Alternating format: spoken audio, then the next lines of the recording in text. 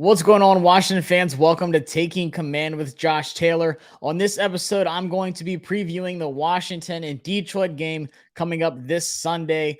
But I just want to give a shout out to everyone who's been subscribing to the channel. Things have been blowing up lately with football season kicking off, with the preview shows, the recaps, and some of these film breakdowns that I'm going to be doing throughout the whole season. I'll be sprinkling in some little extra videos throughout the week, of course, as things develop, things go on with news and so on. So as always, subscribe to the channel so you don't miss out on anything. Like I said, on this episode, I'm going to be previewing this matchup, which we're going to Detroit. I don't think it's too much of a home crowd, but still, nonetheless, this game can be a really interesting matchup, and I'm going to tell you why. But as always, I got to tell you all that support for Taking Command with Josh Taylor is brought to you by Manscaped, who is the best in men's below-the-waist grooming. Their products are precision-engineered tools for your family jewels. Manscaped's Performance Package is the ultimate men's hygiene bundle, showing over 6 million men worldwide who trust Manscaped with this exclusive offer that is 20% off and free worldwide shipping when you use my code that you see at the bottom of the screen there, Command20. So if you use the products already, you can save 20% off on anything. Doesn't matter how much stuff you get, whether it's a lot, a little, you can save 20% on your entire cart. And if you don't use them already, go ahead and look over some Manscaped products to get you going, because you're probably looking a little rough. So like I said, guys, head over to manscaped.com and save you 20% off and free shipping by using the promo code Command20. Go over to manscaped.com as soon as you get done watching this video. But guys, it wasn't the prettiest win. It gave me a heart attack at the stadium, but nonetheless, Washington came out and started the season 1-0, just like we said they needed to. This was the first two games for us that we had to win. If we can't beat Jacksonville, if we can't beat Detroit, then who the heck are we going to beat? At the end of the day, that's simply what it was. I know Detroit is the emotional hard knocks. This is America's team to root for right now. These are the underdogs. Some reason the media always hates us. We're still being picked to lose this game. We are still underdogs right now going to Detroit. Even though they are home, I get it. The home team usually gets 3 points with Vegas. But right now, we're 1.5 point underdogs. But still, the big time media, only a handful of people are believers of us yet. We're still getting picked to lose this game. Even after looking good against Jacksonville, I get it. People are going to harp on the ugly interceptions by Carson. Not enough people are talking about those gorgeous touchdowns that we had on Sunday. So we got to make people believe in us. We got to come up, go into Detroit, make a statement. But that's not going to be easy. This is a good Detroit Lions team. They just fell short to the Eagles at home, 38-35. This game was out of the stretch. The Eagles had their foot on their throat and then just let off at the end. Detroit started coming back. I think at one point it was like 38-21.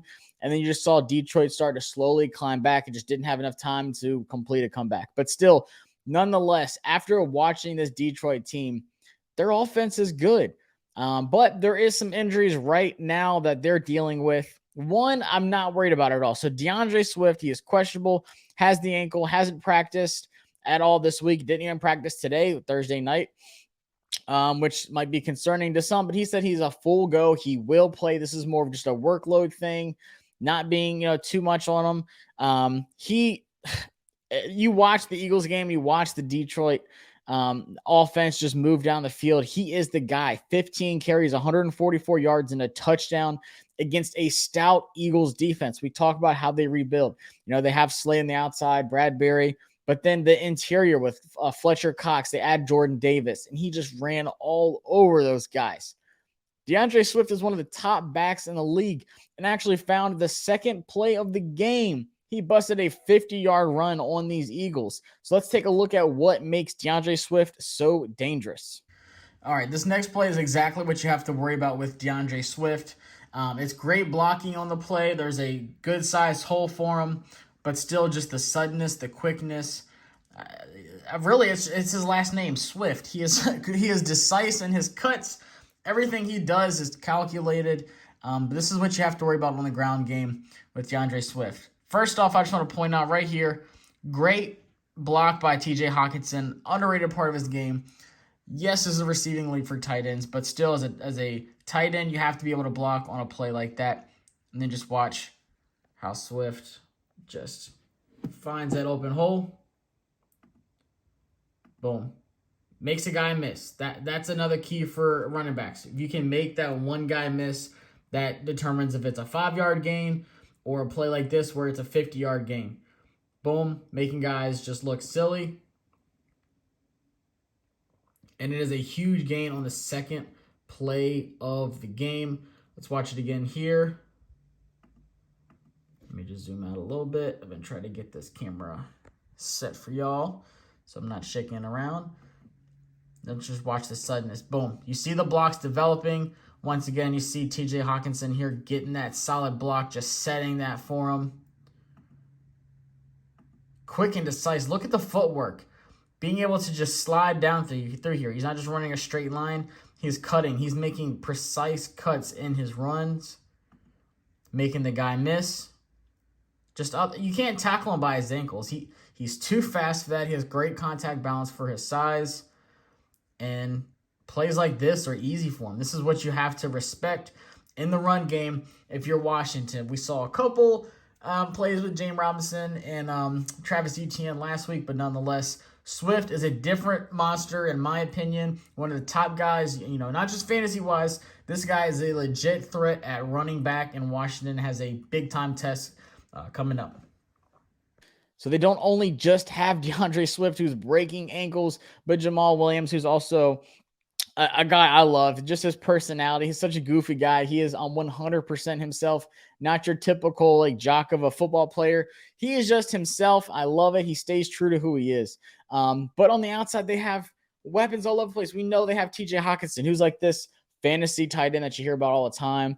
Hasn't really lived up to 100% to their expectations of what they've been wanting out of him. But I think he looked great against the Eagles. They used him in a lot of different ways, whether it's across the middle. I saw some tight end screens that they ran on the Eagles. So nonetheless, Cole Holcomb, Jamin Davis, if you're covering TJ Hockenson, your hands are going to be full. And like you saw in that clip, he's a great blocker for DeAndre Swift on some of these runs. But Detroit, they just Goff, 21 for 37, 215 yards, 2 touchdowns and an interception. He had a couple bad throws. Of course, the interception, there was a couple dropped interceptions there.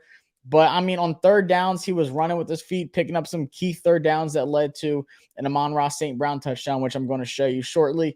But he just put it all out there. I think clearly Carson Wentz has the advantage at quarterback over Jared Goff. I feel confident in saying that, especially seeing what he did against Jacksonville. But what kind of, Carson Wentz are we going to get on Sunday? Are we going to see those bad interceptions?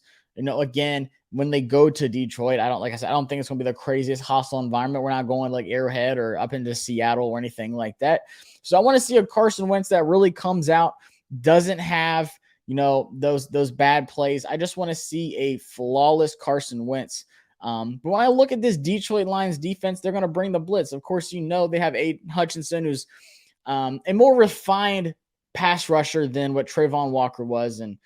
And Charles Leno looked great against Walker. The only sack that Walker actually got was when he moved to the other side of the field and was lined up across Sam Cosmi. And I think Sam Cosmi is going to be fine. I think he's a future all-pro right tackle for us. Young, super athletic. But still, you see what Aiden Hutchinson can do. Didn't have too big of a game for the Lions against the Eagles. But still, this is a guy, you saw him make play after play in Michigan. And even in the preseason, he's looked good. So I think throughout the season, he's only going to get better, but you have to protect Carson. I think we did a great job of that on Sunday. So Charles Leno, you had Trayvon Walker, the number 1 pick. And now this week you have the number 2 pick with Aiden Hutchinson. Just do what you did last week. Contain him when he tries to speed rush you, counter him, use those strong hands when he's trying to power rush you, just send him outside of Carson Wentz and allow him to step up and make these throws. I think one thing that was super underrated with Carson was how well his pocket awareness was, how he was able to step up in the pocket, manipulate things, and really just see what was coming. But then we also saw him avoid a couple sacks, a couple tackles.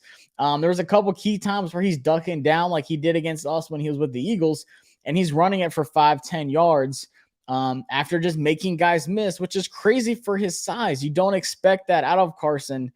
Because he's like 6'5" and it's just like a statue, it seems like, but he's so much more mobile than people give him credit for.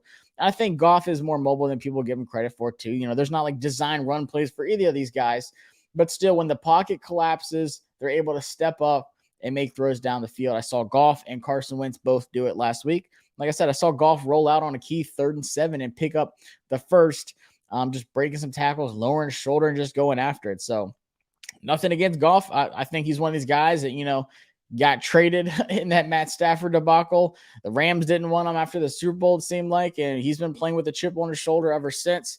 So he's just one of those guys, like, you want him to ball out and prove that everyone wrong. Of course, not this Sunday. But then let's take a look at the offensive line for Detroit. They've got a couple guys banged up with Taylor Decker, starting tackle, Jonah Jackson, starting guard, Tommy Kramer, another starting guard. And then, of course, Ragnow, their center, was banged up too. They've all been on this injury reserve list, questionable, but it seems like the majority of them, Tommy Decker, the left tackle, he was back today at practice. And Frank Ragnow, once again, did not practice. He has a groin injury. So the offensive line's banged up. And I've said this many times. I showed the clips on another video, the one before this one, the film room. The defensive line looked great for Washington. And that's even without Chase Young, which is probably going to be until mid-November, if not the whole season, if something happens, God forbid, or Jonathan Allen after he went down, after Phil Mathis went down.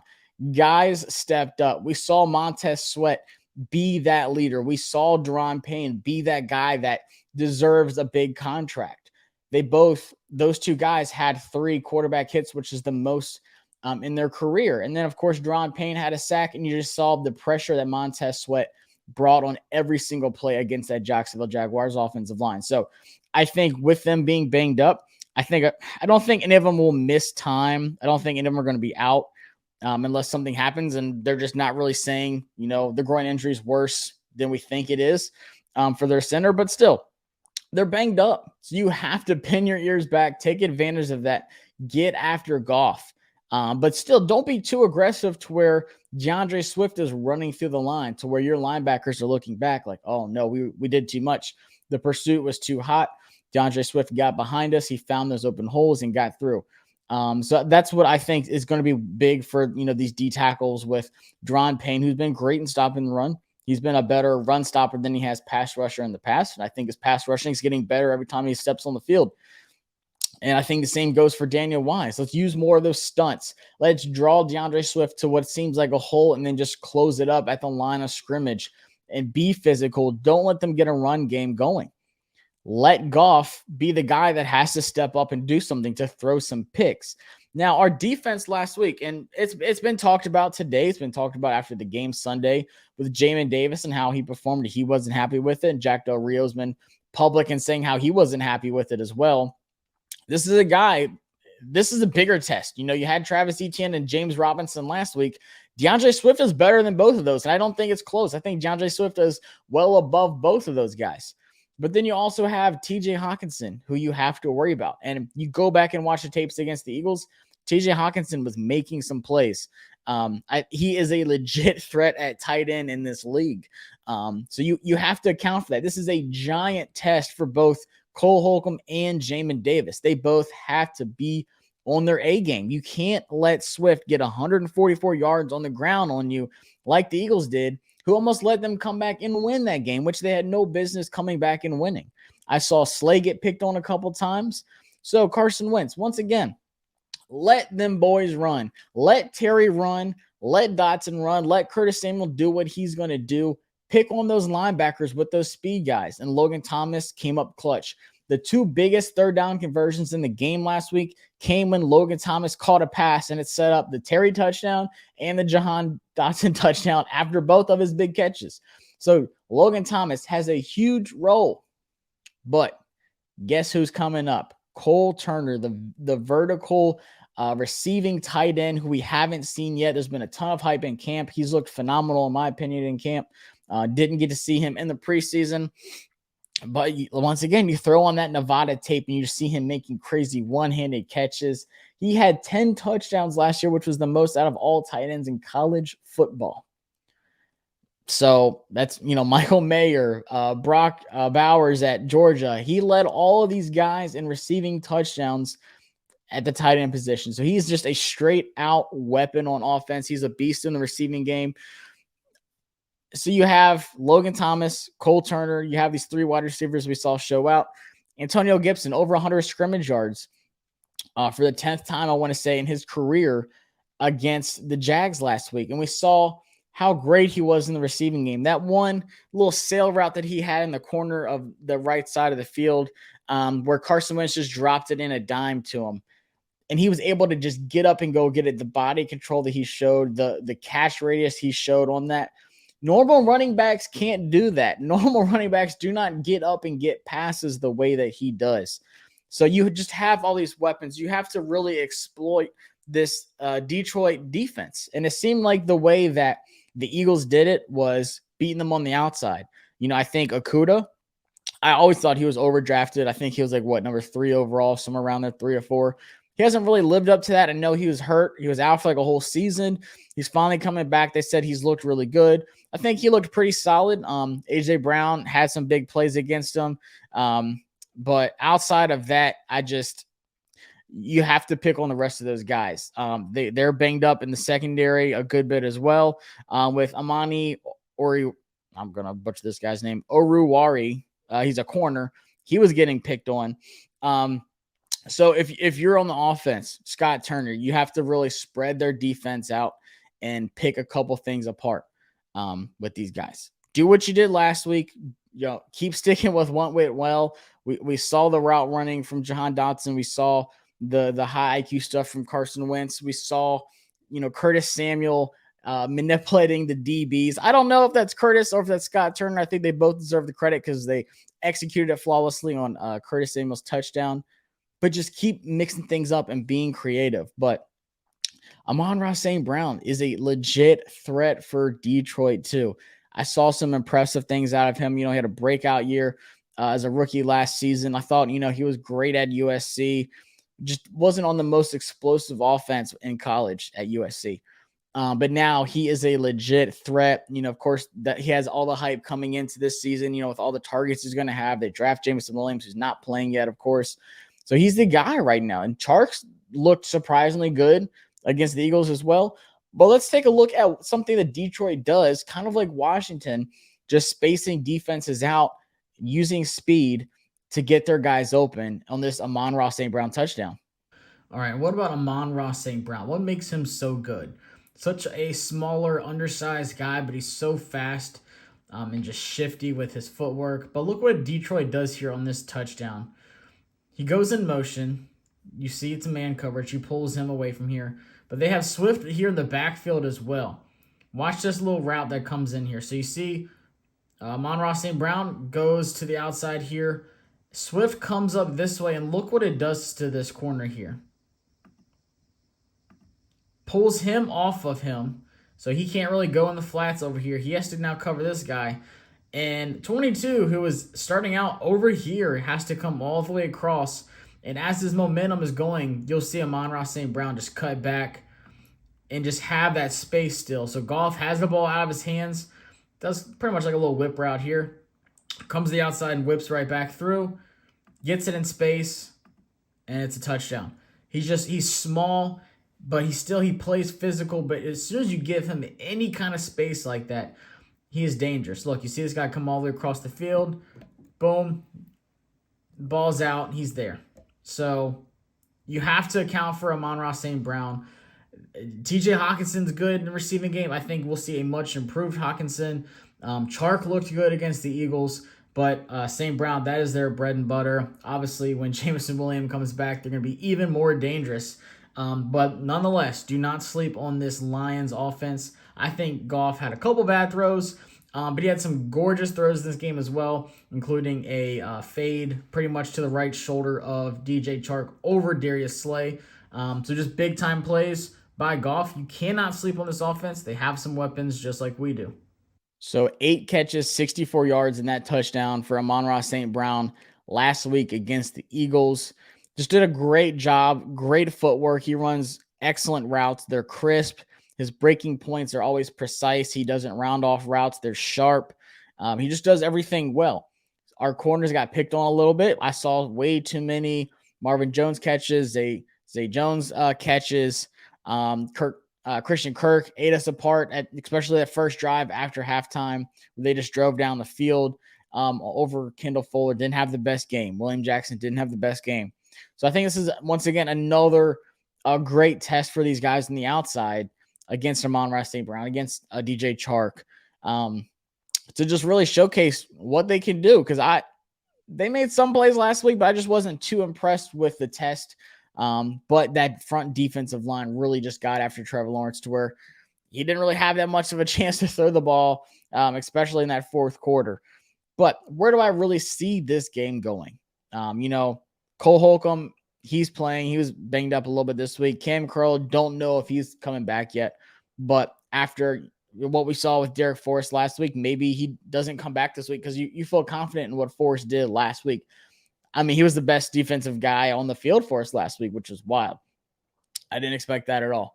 But nonetheless, I see this going, Swift, he's going to get his, but you have to limit how much damage he does for you. Like I said, you have to make Goff throw the ball and make mistakes. Don't let Amon-Ra St. Brown be open. Don't let TJ Hawkinson eat up, Cole Holcomb and Jamin Davis. Make Goff throw mistakes. Let him do some stupid mistakes instead of Carson Wentz this week. So I think our outside wide receivers, I think this is a great matchup for them. I think there's plenty of opportunities after what I've seen with the Eagles. Jalen Hurts, they made Jalen throw the ball, and he ate it on the ground as well. I think there's going to be opportunities for Carson to showcase his feet this week as well. I think our offensive line against their defensive line, I'm not worried about it after what I saw in the performance against the Jaguars, being able to handle that pressure. And when it does get to Carson, he does a great job getting away from it. So I think Washington wins this one. I think Gibson, once again, that ground game going, but in the receiving game, he's a big time threat for us, kind of like a DeAndre Swift. But Swift is just such a great runner. That's why I can't wait for Brian Robinson to come back. So we have that just downhill running, physical, but also quick and great pass protection at running back. But I think Washington wins this one. I'm going to say 27-24. I think it is close because I think Detroit is a better team than people are giving them credit for. I think they did a lot of really good things against the Eagles. I just think at the end of the day, our defense is going to step up, make some plays. But I think our offense is going to be too much firepower for the Lions. Like, it wouldn't surprise me if we're getting into the high 30s scoring wise. Like that, realistically, that's where we should be. I don't want to be too cocky and saying that we're going to win like 40 something to 20 something. But I think at the end of the day, after seeing what the Eagles did, AJ Brown had his opportunities. Devontae Smith had his opportunities in the passing game for Jalen Hurts last week. I think Washington's going to have plenty of opportunities this game. But win the winnable games. Win the ones you're supposed to win. Like I said, if you can't beat Jacksonville, you can't beat Detroit, who are you going to beat? What are we going to look like when we go, play Philadelphia at home next week after this one? So I think last week we learned a lot about our team. I think this week's going to be even more. This is going to be a great little measuring stick. We're going to Detroit to see what kind of team we got. It's 1 o'clock on Sunday.